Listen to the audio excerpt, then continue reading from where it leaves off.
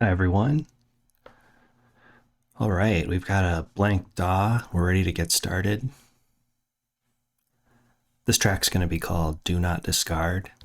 Again, I name my tracks before I start to keep everything organized. I might rename them later, but I almost never do.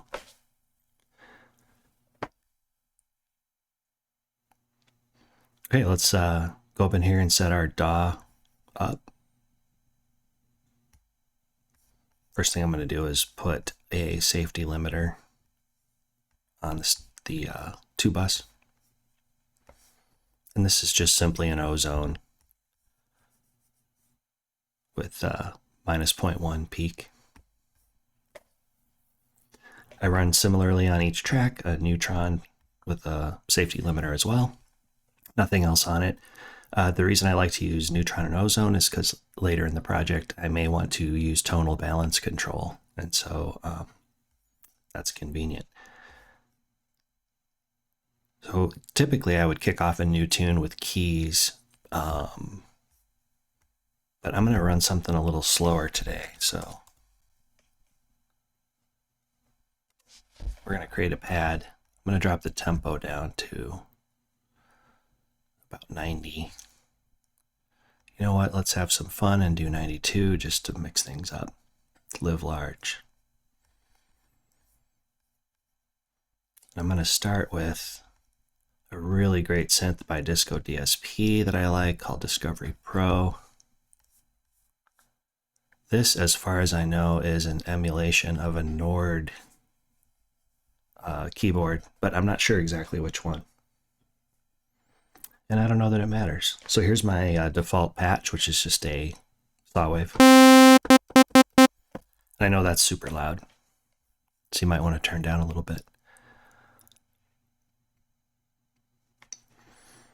I go through a pretty standard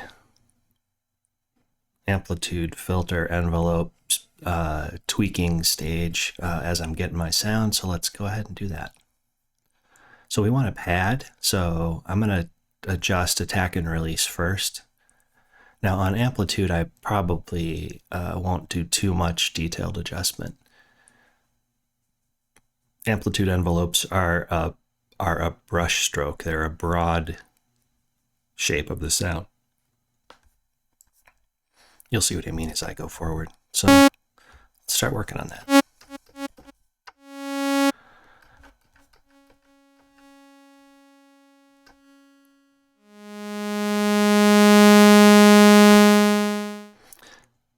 Now I know I'm going to do some more specific or surgical carving with a filter, so I probably don't want my attack and release to be the exact shape I want. I want it to be a little wider than that, so I'm going to reduce the attack time. I'm going to increase the release time from where I probably will end up.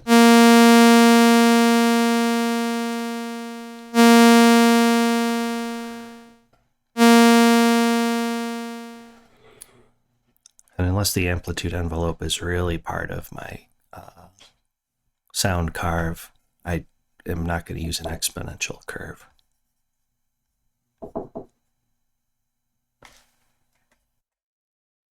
Yeah, I'm streaming right now.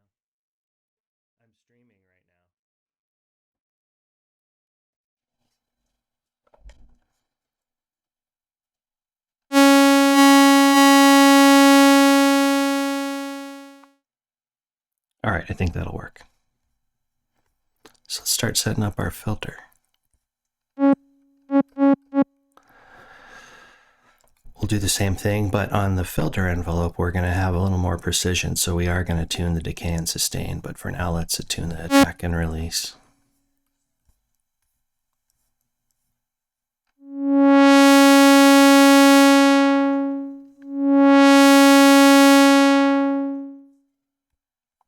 Try this X filter.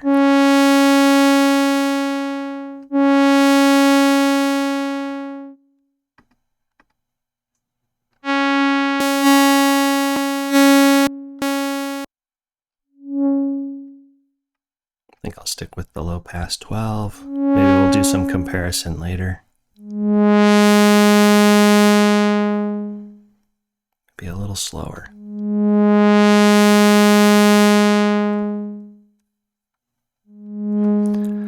So until we start to hear the pad in tempo, we won't really be able to tune the filter envelope out exactly how we want it, but we can get a rough start.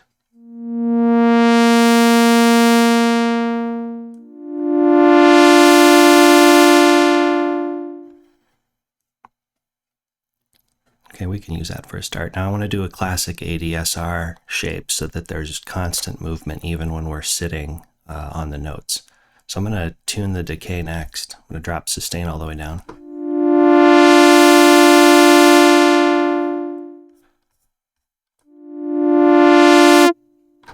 Obviously we don't want that. A little too short.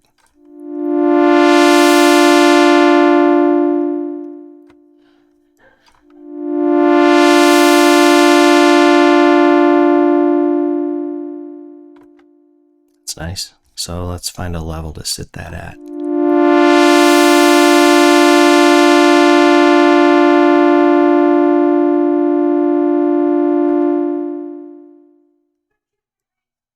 It's pretty good for now.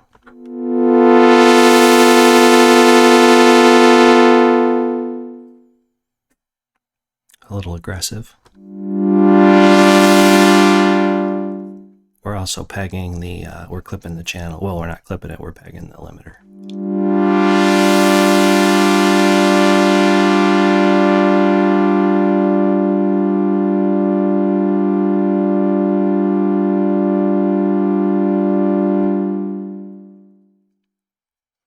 All right, cool. We have our envelopes in place. I am going to try this soft saturation for this particular patch.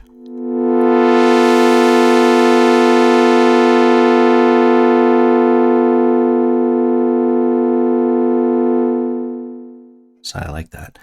So when you're doing a pad, if you want a little more sparkle on the top end, just bump your cutoff frequency up a little bit, like that.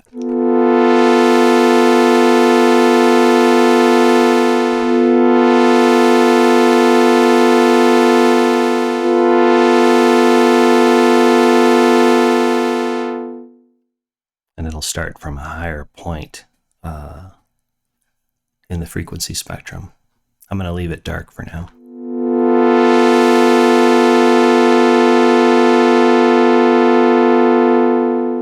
And then if it's too bright, drop the envelope amount and it'll take some off the top end. Anyway, let's go on to the Lfos. So I think I'm going to do a pitch LFO. So on this Discovery Pro, you have some options here for the destination.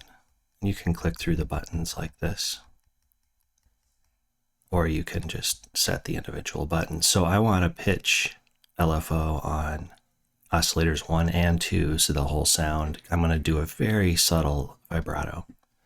I want a triangle wave. I'm going to sync. One thing I wish Discovery Pro did was translated the ticks into actual beats, because I'm not that smart. I can't just automatically calculate ticks into how that's going to shape out in terms of the tempo. All right, so let's get some exaggerated pitch LFO going on.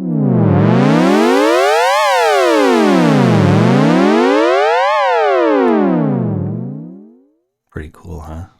You can turn that up.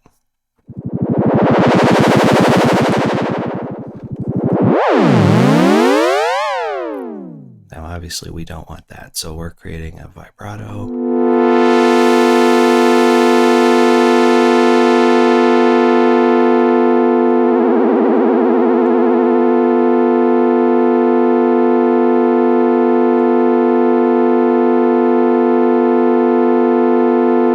You can see this little percentage down here in the window. I sort of in my head associate that with cents, but I'm not sure that's what that number means. So the Discovery Pro has some sort of arbitrary number relationships that aren't like super clear to me when I use it. Maybe they are to you.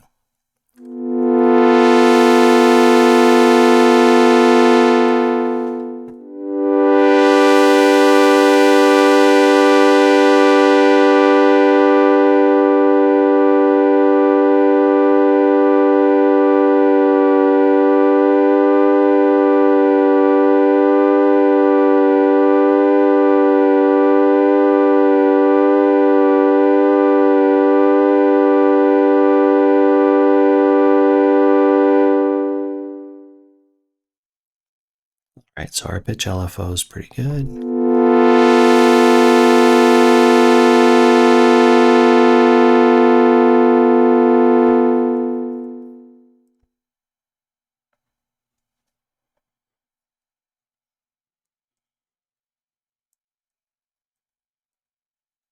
Let's move on to LFO2.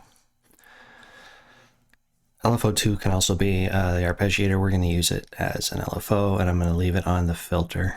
So let's get some extreme amount going on. We'll sync the rate.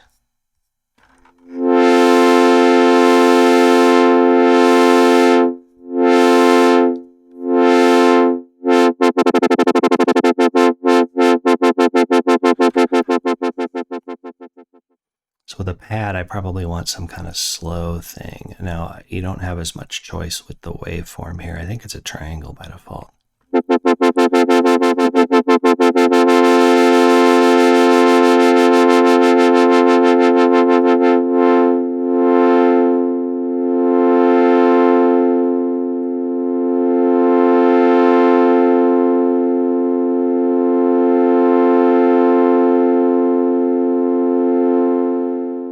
Really just want a subtle sort of oscillation in the filter cutoff frequency.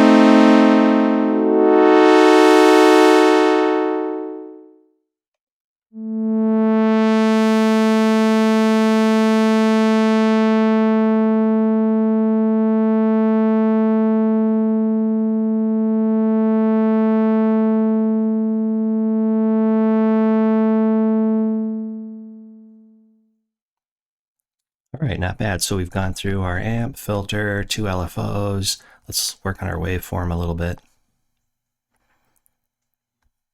I'm going to keep the saw wave. Now I'm going to actually blend in a triangle or a square. Let's start with the triangle, see what that sounds like.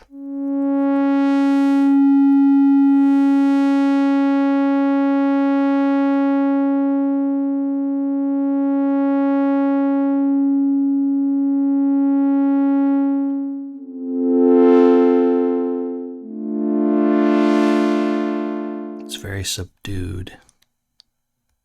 If I had another LFO or knew how to work this better, because I'm not an expert on this synth, I would do maybe a pulse width modulation, but for now I'm just going to use a square wave, good old fashioned.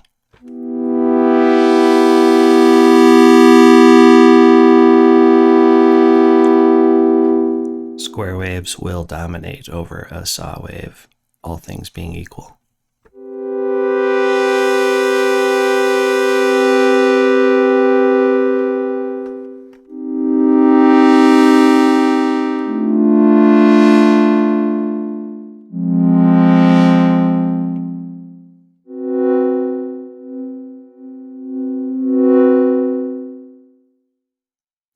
For now, that should do it. And then it gives me a dedicated panning oscillator, which I am going to use.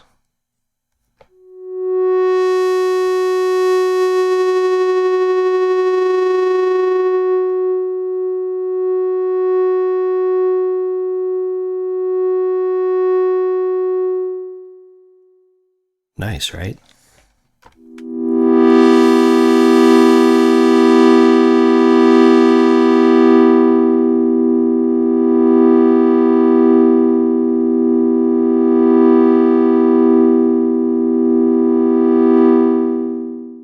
So the thing with pads is if you know how long the pad is going to be on, let's say, I don't know, 2 bars in 4/4, then you kind of know how long the pad needs to be interesting. And so with 3 things oscillating, by the time your ears actually sort all that out, and if you change chords, then you can keep the pace of interest moving.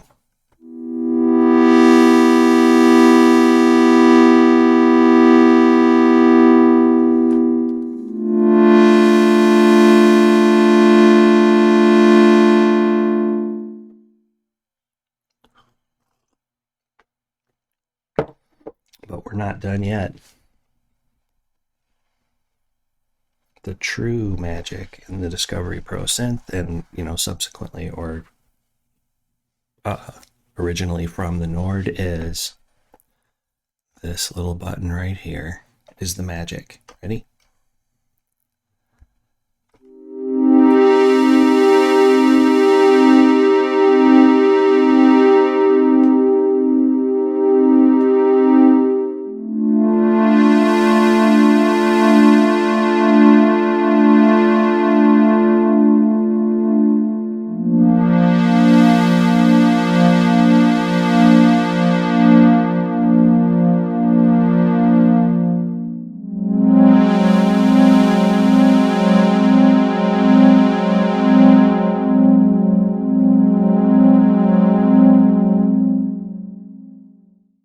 So we've come a pretty long way from just a plain old sine wave or saw wave.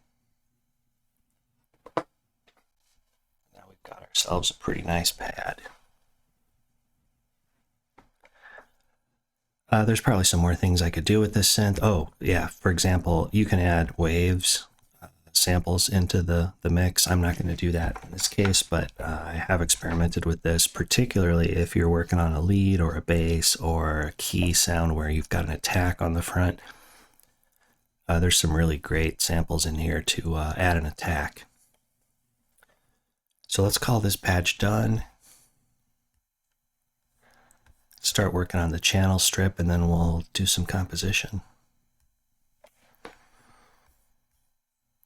Let's see. So the first thing I'm going to do is put it through some kind of tape emulation or distortion. I think Satin is my choice. Let's try it out. Just right out of the box, Satin usually just makes everything sound better.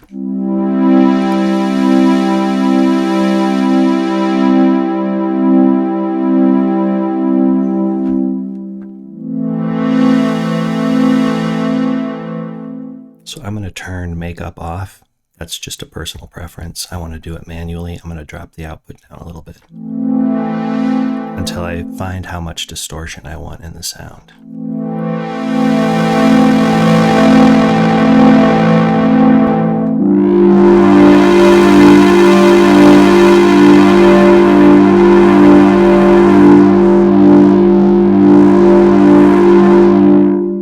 I don't know if there is such a thing as 20 IPS tape, but I like it.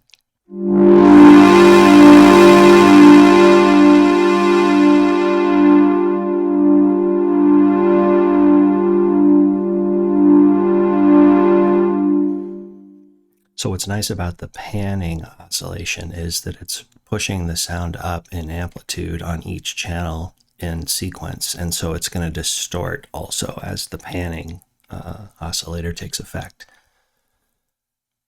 So now we'll kind of drive our output up toward minus 0.1, see what we get.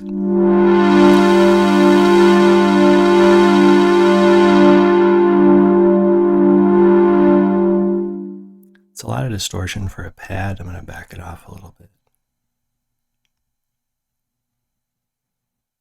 Let's just go to, oh, I can't just go to 3.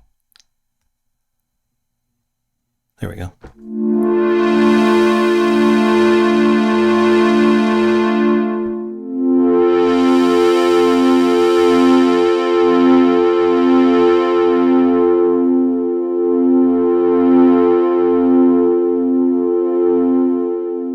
So I did manually with input and output what makeup probably would have done for me, but I'm sort of conscious of it now, and I can go back if I need to and drive more into the next processor, which in our case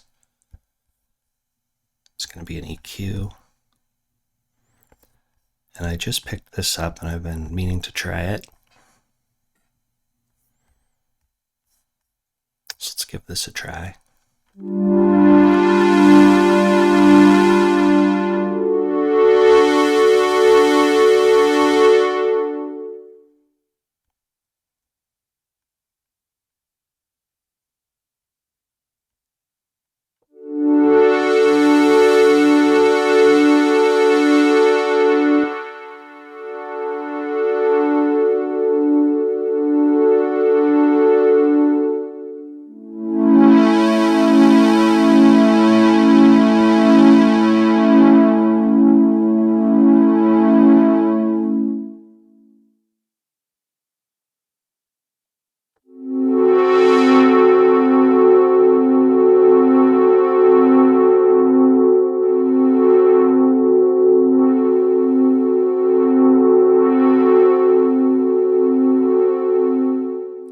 change this to a 6.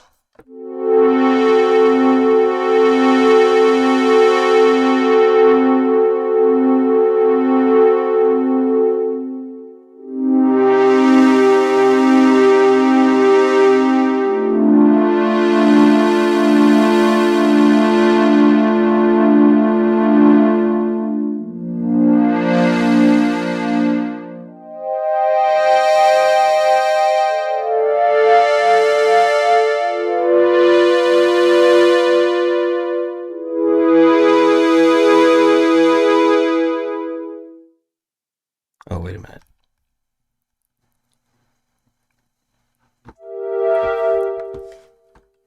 There is some muddy nasty somewhere.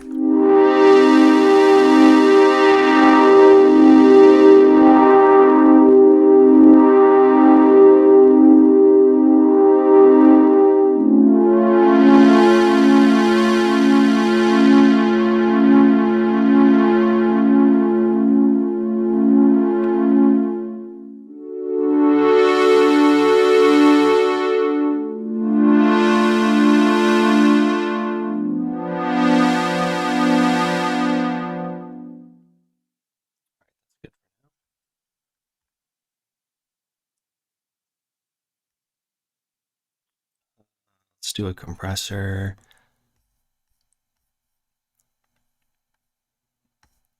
I've been using this retro comp a little bit, McDSP, which you're like, hey, XF, there's way better compressors on the market. Now this one is really good when I want to just sort of shore up my psyche when it comes to tuning a compressor. And I'll tell you what I mean. This sound isn't punchy on the front end, but if you're trying to learn how to do that, this compressor lets you do stuff like you can drop the threshold down and really put extreme settings on attack and release and start to really hear the compressor operate. Now that's not going to work on a pad. I'm just using that as an example. Now on a pad, so let's do that a little bit. Here's attack and release. Super slow attack, super fast release. Let's get some compression going on.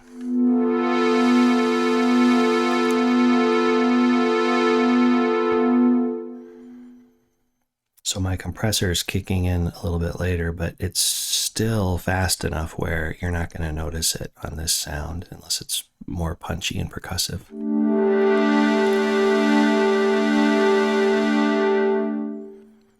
But if I'm just trying to ride the wave of the filter and panning that's changing the amplitude of the sound as it plays, I might want to just basically make this compressor as intrusive as possible by making the attack as fast as possible and the release as slow as possible. Let's see what happens there.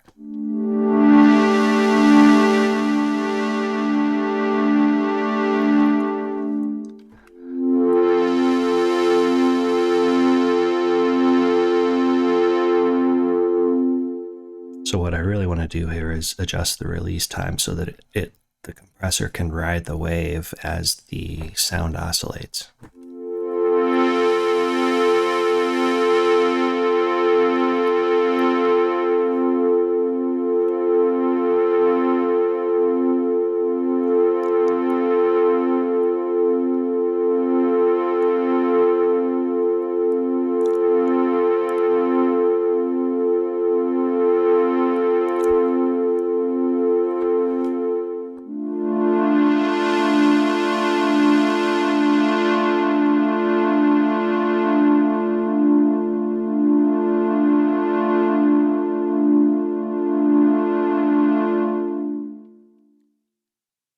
See how that works? Let's turn it off and we might hear the difference. This is pretty subtle.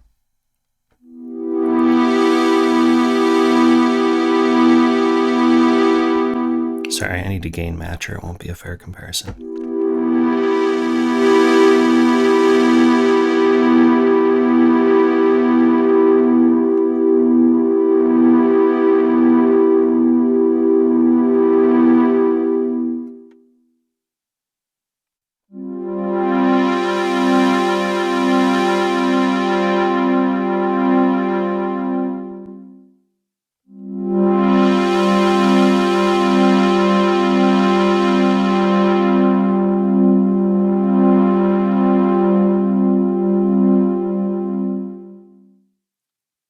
is really subtle. You could even get away with just not using a compressor, but in headphones, and I use VSX, so I'm like simulating a space, the oscillation is made a slightly more prominent from the compressor.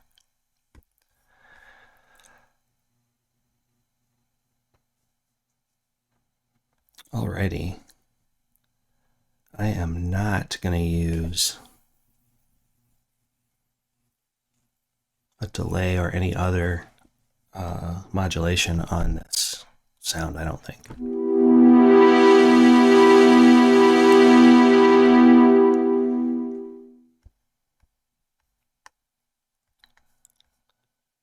But I am going to use a reverb.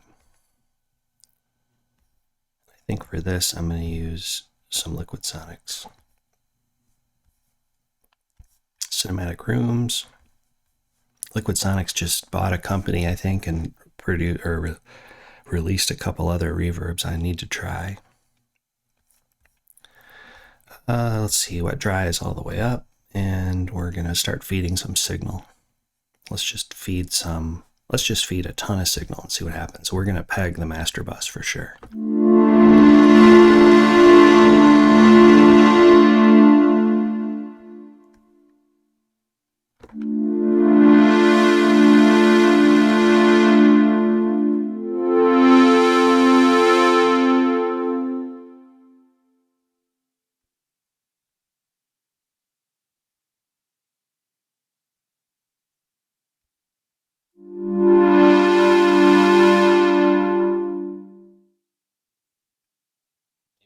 Ambience isn't what I want. Let's see, space.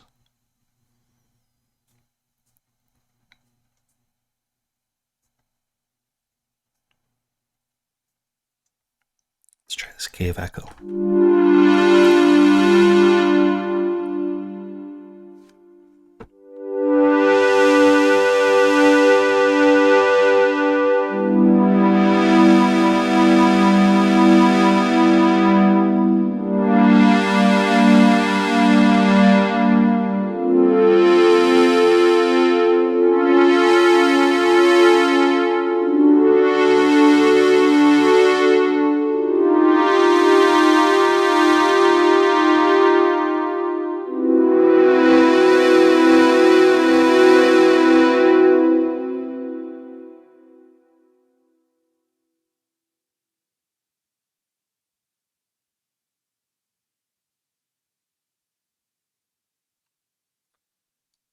I love this reverb, but it's not doing it for me on this one.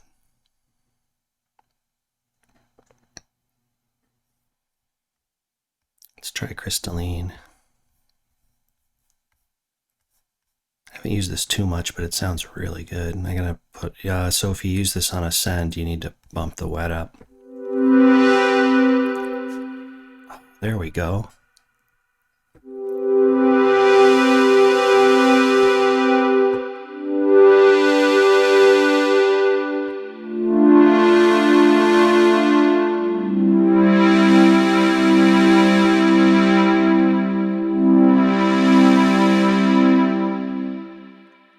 Crystalline also has this super cool feature where you can do a freeze and hear the sound just linger forever. Check it out.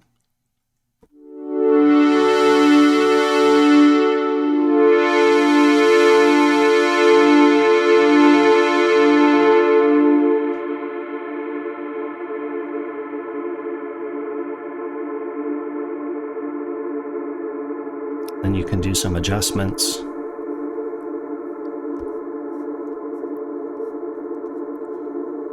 Center, that's really cool. I don't put reverb on basses, but if I were, I could use this one and just shut the sides off.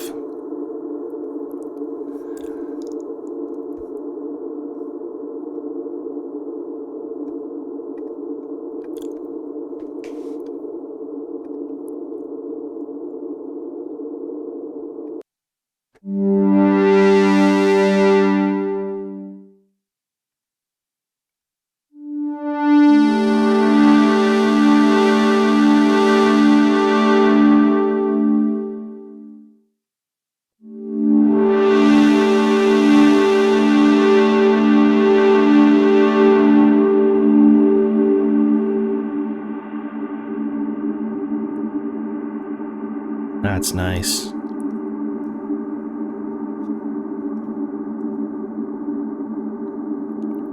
This is a pad, so I don't need transients.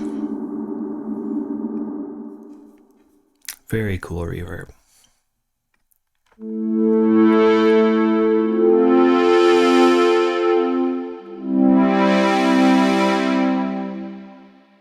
So now that I've designed the sound, I know a few things. I kind of know how long it takes for this pad to evolve. I know that it has a if I let the pad go, let it release all the way and let the reverb tail run out, I've got a really nice sound there. So I need to take advantage of that. And I don't have to do it in just the main chord progression. I just need to kind of save that in my back pocket for later.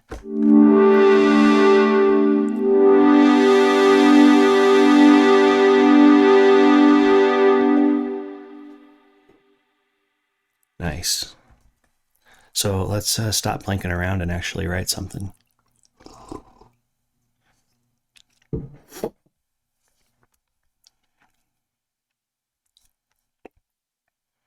This will probably be kind of a long passage, is my guess.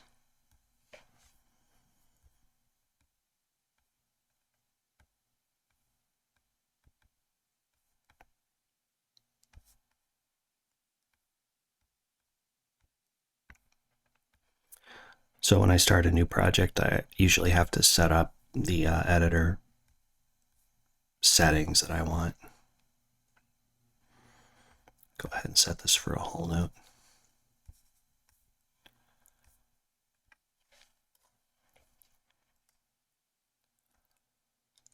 Alrighty. Just thinking of working in G minor.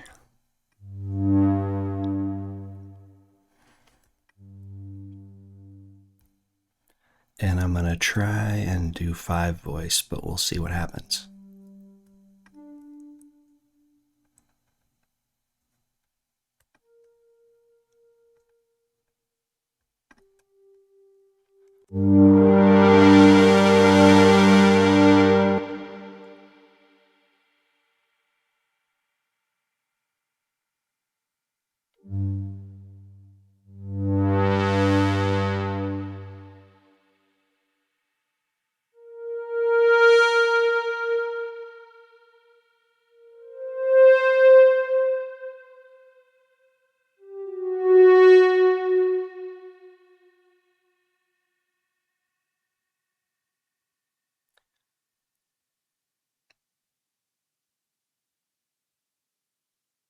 C is the 7th, D is going to be the root. So I need an A.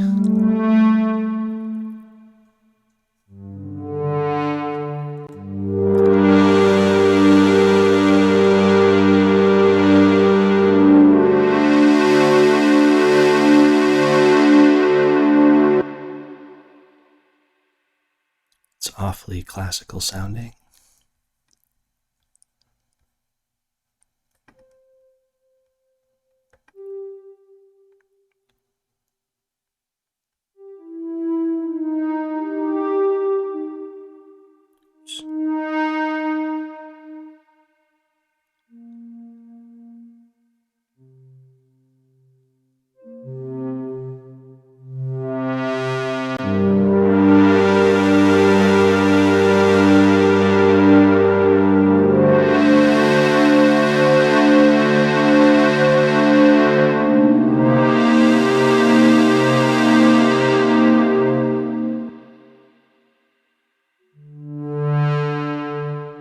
I'll do that later. I'm going to shorten up the tails on these. I could either tune the release on the envelopes in the sound, or I can pull the note back and let the reverb tail run a little bit.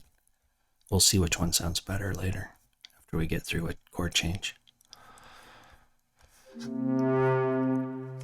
All right. Start to get outside a little bit. Oh, you know what I want to do? Oh, that didn't work.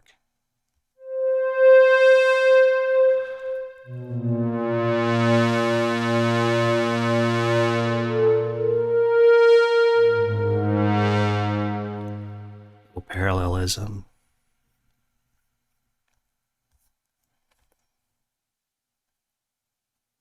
Where did I end up? A flat.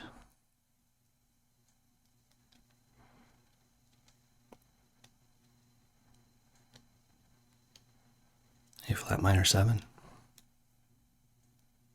A flat. Yeah, A flat minor 7. I think. What do I know?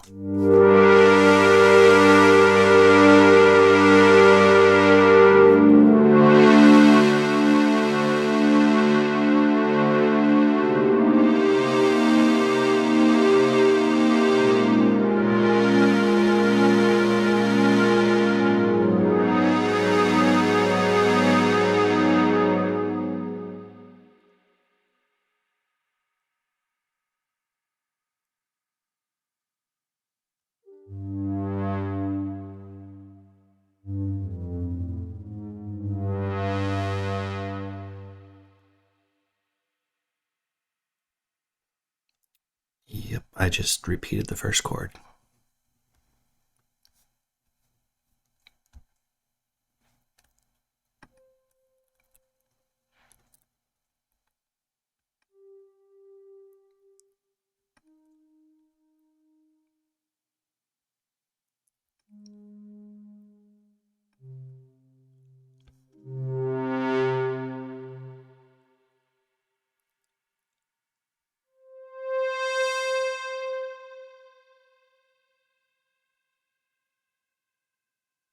Actually,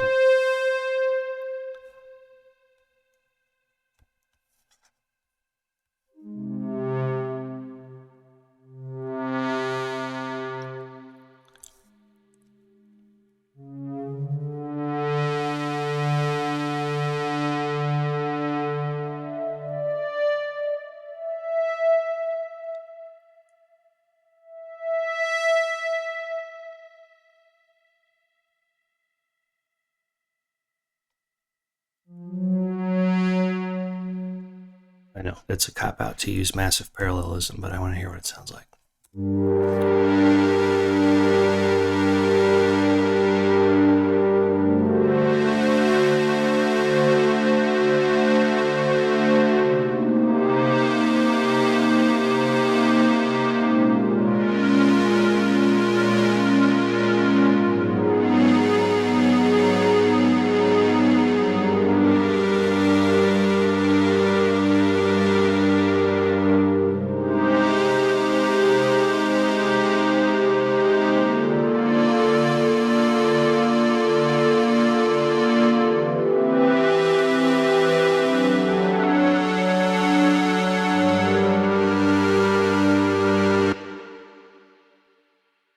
Don't hear that every day, do you? Let's back these guys off a little bit and see what our release sounds like. Let's back them off a lot.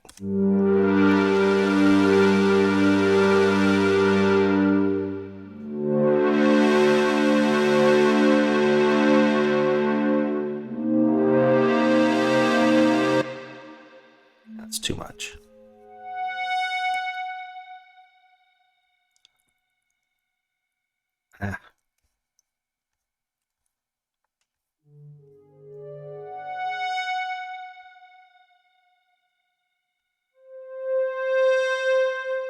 Half the distance to the goal.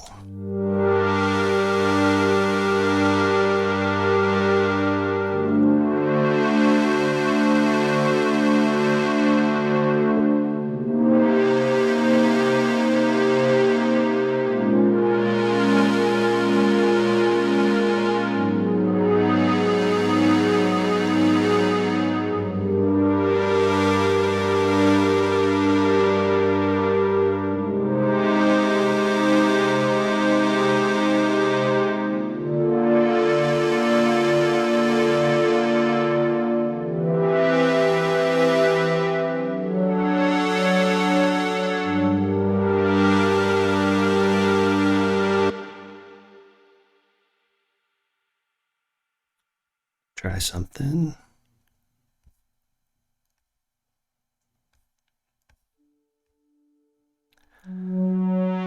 let's let this guy decay a lot before we repeat.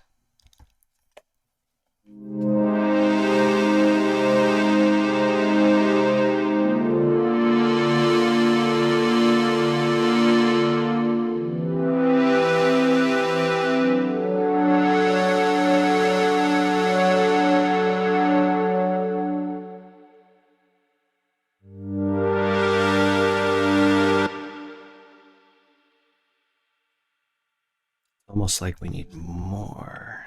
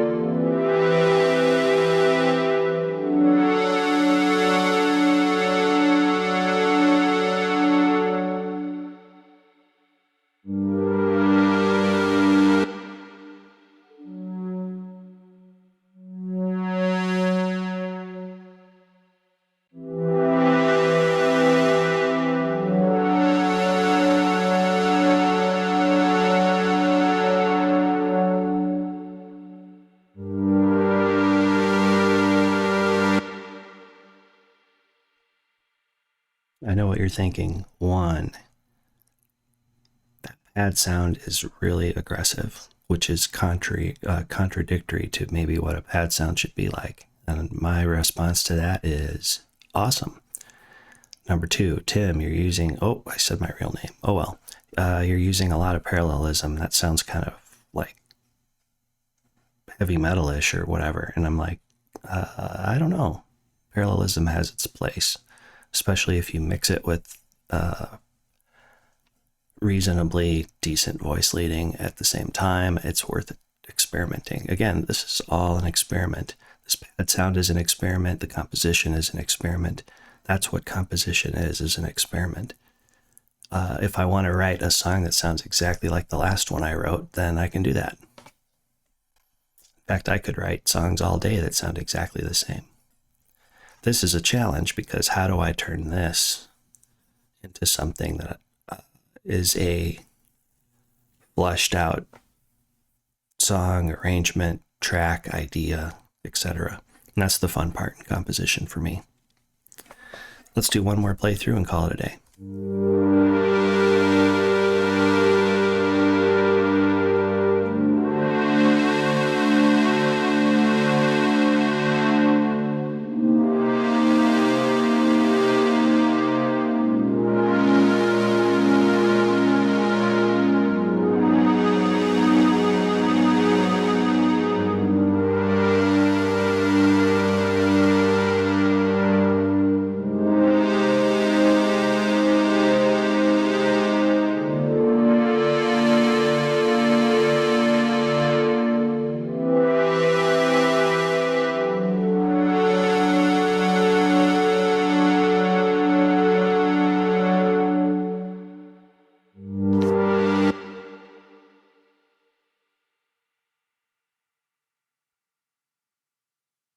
All right, thanks for anyone who has watched this, and have a great day.